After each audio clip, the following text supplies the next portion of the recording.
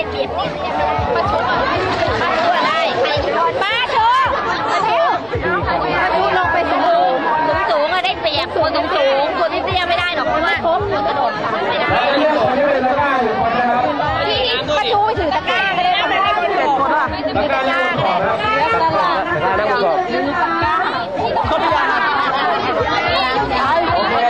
บรรยากาศสีอยู่ฝั่งนี้ทีมสีอยู่ฝั่งนู้นนะครับ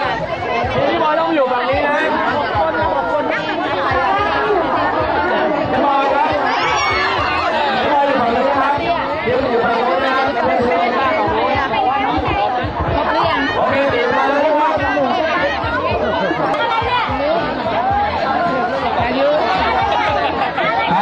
ก็ให้ถึง5 แต้มหมดเป็นผู้ชนะนะครับสีมาแล้วนะครับเอาแบบฝั่งนี้ชัดเจนเลยถ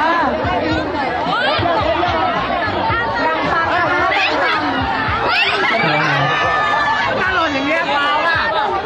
ฟาวล่ะแบ่งฝั่งกันนะครับเดี๋ยวเราใช้หล่นน้ำฟาวล่ะพี่ไม่ได้คนเดียวพอนะฮะดูนะฮะใครทำตะกร้าหล่นน้ำห1 แต้มกันดูนะฮะไม่เสี่ยงอ่ะ